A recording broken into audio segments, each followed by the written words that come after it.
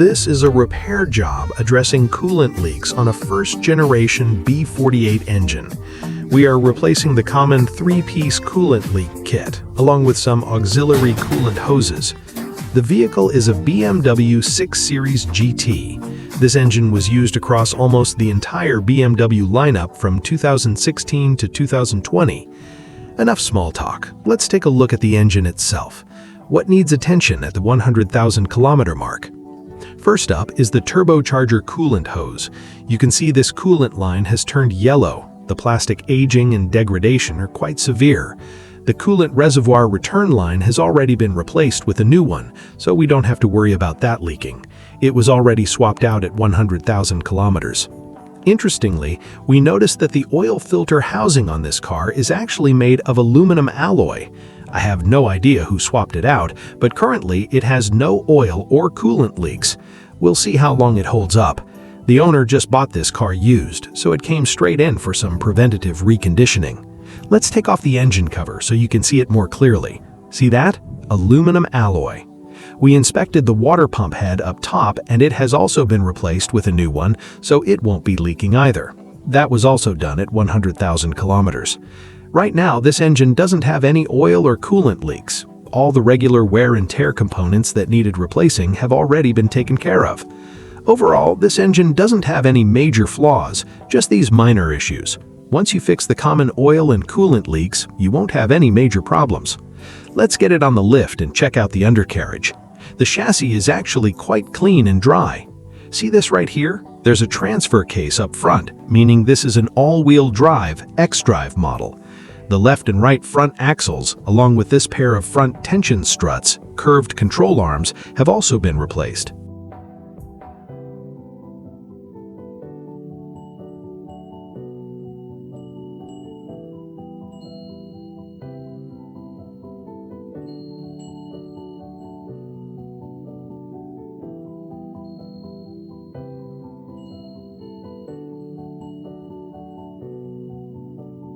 The engine mounts on this car had collapsed, but the previous owner replaced them with new ones not too long ago, so there are no major issues there either. They've already been swapped out. That saves us the trouble. The previous owner really took care of a lot of these headaches for us.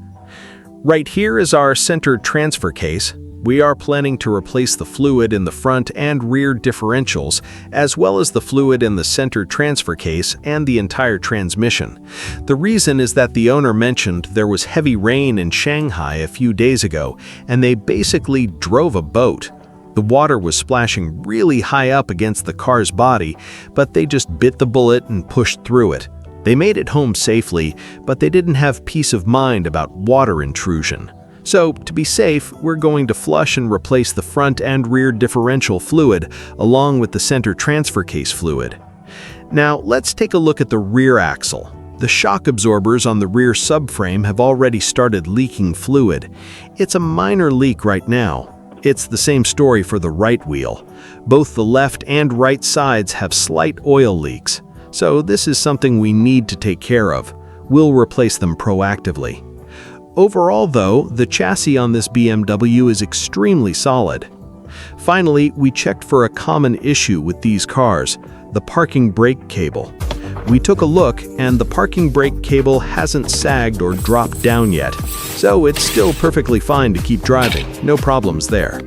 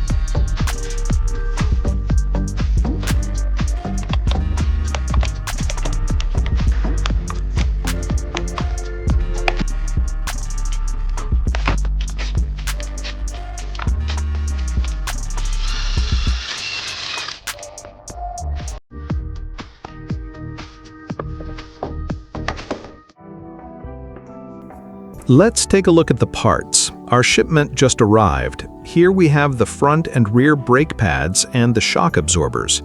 The owner sourced these shocks themselves. They're Bilstein units. We also have the strut mounts. For the brakes, we're going with EBC red stuff pads for both the front and rear. For the transmission, we have the service kit, the 8-speed ZF transmission fluid and the transmission oil pan, which includes the filter. This is the genuine OEM part. You can see the BMW logo and part number stamped right on it. The transfer case fluid and the front and rear differential fluids haven't arrived yet, so this is everything we have for now. The owner is in a bit of a rush with this car. They drove it from Shanghai to Hefei, then had to head back to Shanghai, so they've been without a car for a few days. They need this turned around quickly, so we're going to prioritize the job and get it done as fast as we can. We'll start by swapping out the brake pads on these M Sport calipers.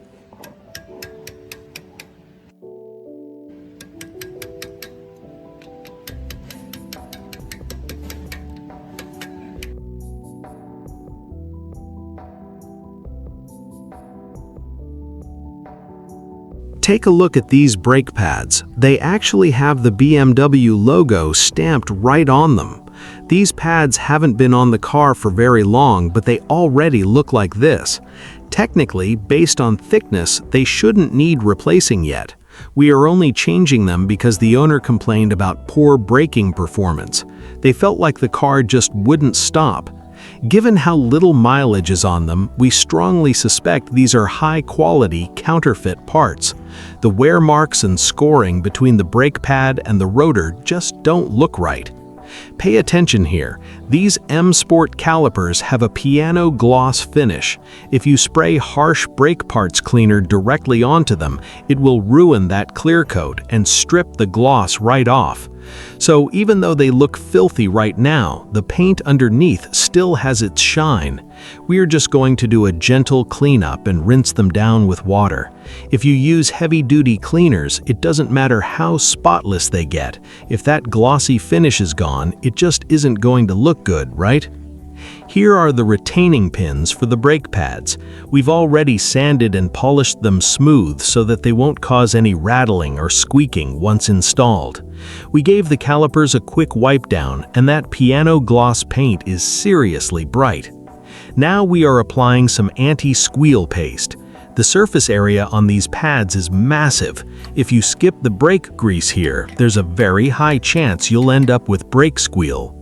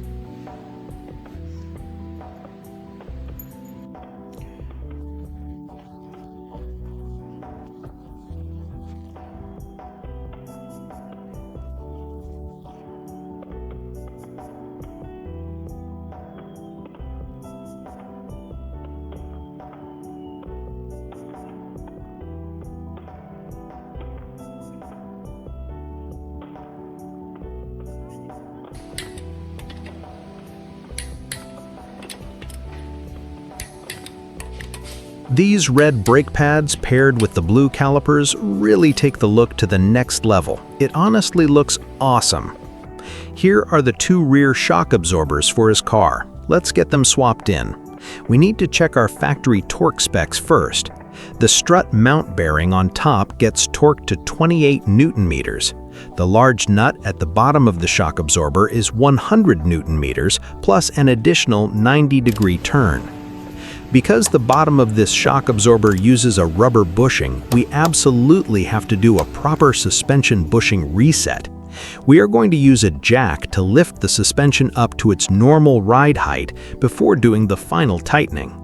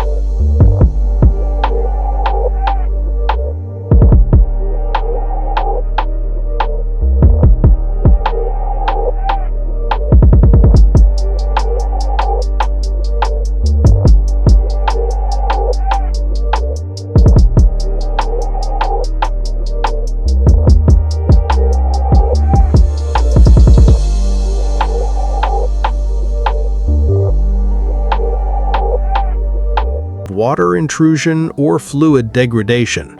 Let's take a look at the transmission oil pan and the magnets on it. Look at all this metallic sludge. For a BMW at 100,000 kilometers, that is quite a bit of buildup. If you plan on keeping the car for the long haul, doing a transmission fluid service every 100,000 kilometers is absolutely necessary. Here is our new transmission oil pan. It comes with new bolts and the magnets are all brand new. The internal filter is nice and white. On the side here it has the BMW logo and the part number. It is a genuine OEM unit. Let's check the tightening sequence for this 8-speed transmission. This transmission oil pan must be bolted down evenly in a specific pattern. As for the torque specs, the factory standard is just 10 Newton meters. Finally, the fresh fluid for this 8-speed transmission has a distinct greenish color.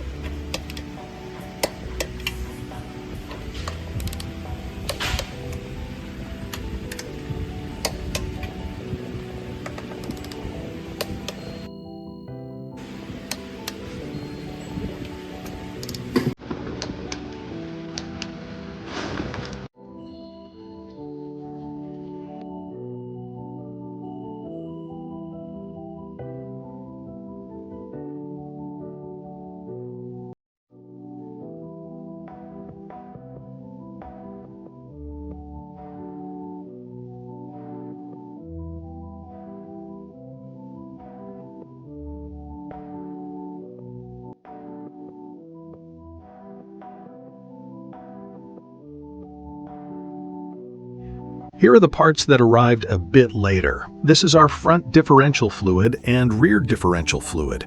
The rear differential fluid comes in this white bottle. We also have the new coolant hose, specifically the turbocharger coolant hose, along with this small O-ring. This O-ring is also a genuine OEM part. What is it used for? We'll explain that in a bit. We also have the parts for a common issue on these cars, these two plugs at the front of the crankcase. The original plugs have a design flaw. The ones we just ordered are the updated, revised version. We'll take the old ones off in a moment and compare them. Right now, we are going to replace the turbocharger coolant hose. You can see the fitting has turned yellow and the plastic degradation is pretty severe. So what is that small O-ring we just ordered used for? Well, the coolant lines on top of the turbocharger consist of an inlet and an outlet hose, and they are clamped closely together. If you want to replace one hose, you actually have to pop the other hose off at the same time. These two hoses are stuck on extremely tight. They are notoriously hard to remove. We've already taken the bolts out, but even pulling on them with brute force, they just won't budge. They're completely seized solid. We'll be right back in a second. Okay, we finally got the first hose disconnected. Take a look at the small O-ring on it. It is completely deformed. We absolutely need to replace it to prevent any future leaks and avoid a comeback, having to do the job twice. As for the actual hose we need to replace, just watch. We've been wiggling it back and forth for 10 minutes and it still won't pop off. Even though we got the first one disconnected, the one that is actually getting replaced is fighting us. All the bolts and hardware are completely removed, but it just won't come out. It can spin freely, but it absolutely refuses to pull off.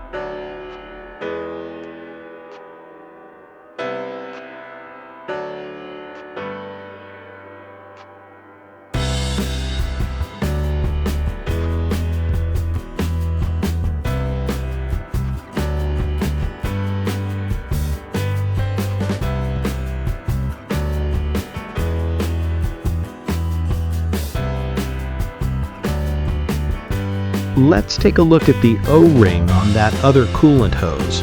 Once we pulled that seal out, you can see it's completely deformed. See that?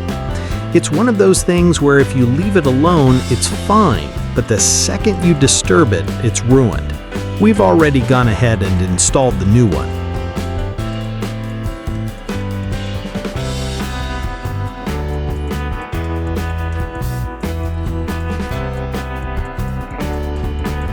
We have already topped off the coolant to the proper level, because removing that hose meant we had to open up the cooling system. Quite a bit of coolant leaked out in the process.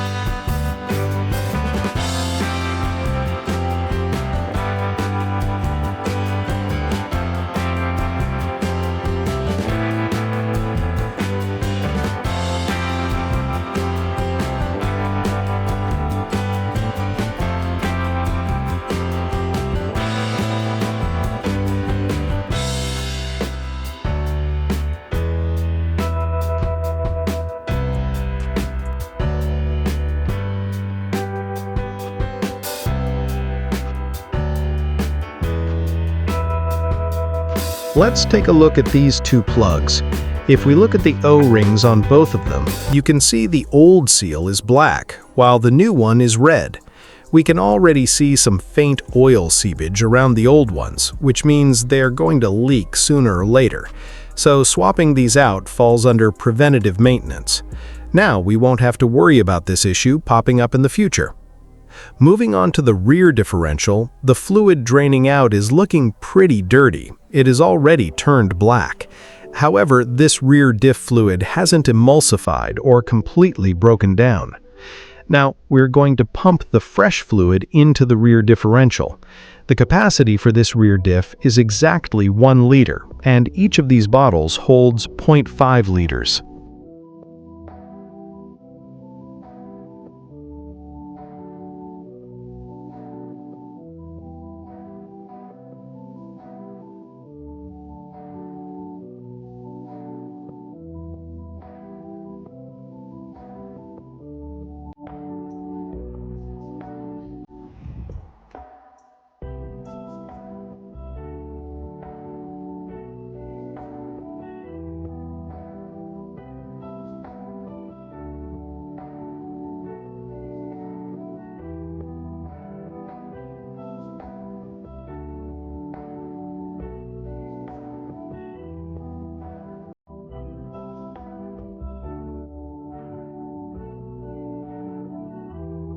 Fluid is starting to seep out of the fill port, which tells us it is completely topped off.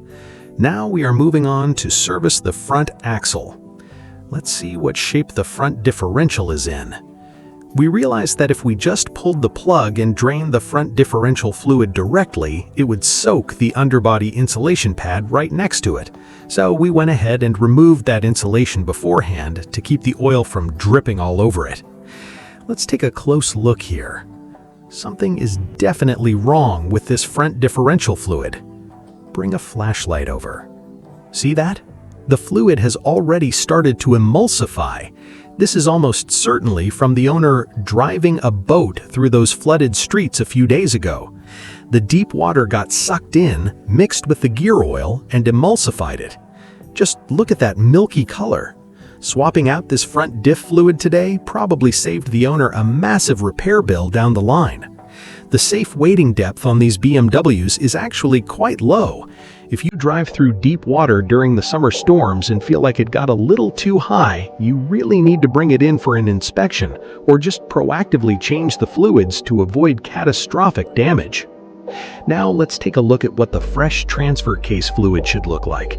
It has that same golden yellow color as the rear diff fluid, but it has a heavier viscosity. When you draw it up into the fluid syringe, you can even see it has a slight purple tint to it.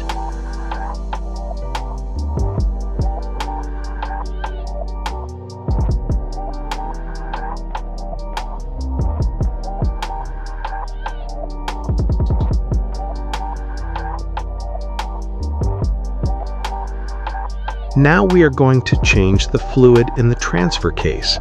To do this, we actually have to completely remove the transfer case support bracket.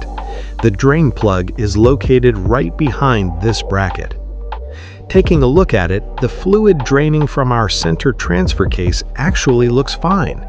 The reason the front differential fluid we checked earlier was so degraded is probably because the owner was driving too fast and plowed right into the deep water, which forced water straight into the front differential.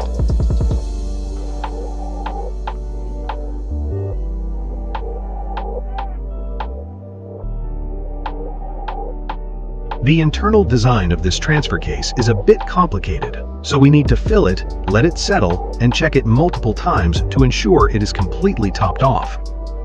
We called this video a reconditioning project, but honestly, it's more like a major comprehensive service. For a BMW B48 engine with 100,000 kilometers on it, the oil and coolant leaks are always going to come down to the same few culprits: the water pump, the oil filter housing, and the coolant return lines. As long as you replace these parts, you can easily drive it for another 4 or 5 years without any headaches. People often ask if cars with this engine are worth buying. Personally, I think they are absolutely worth it. When you buy one used, just swap out the common wear and tear items and fix the standard oil and coolant leaks. Generally speaking, you won't run into any major problems for the next 3 to 4 years. It doesn't have any catastrophic flaws, just these minor, predictable issues. That's going to wrap up today's video. Be sure to like and subscribe so you can fix your BMW the right way the first time without making costly mistakes.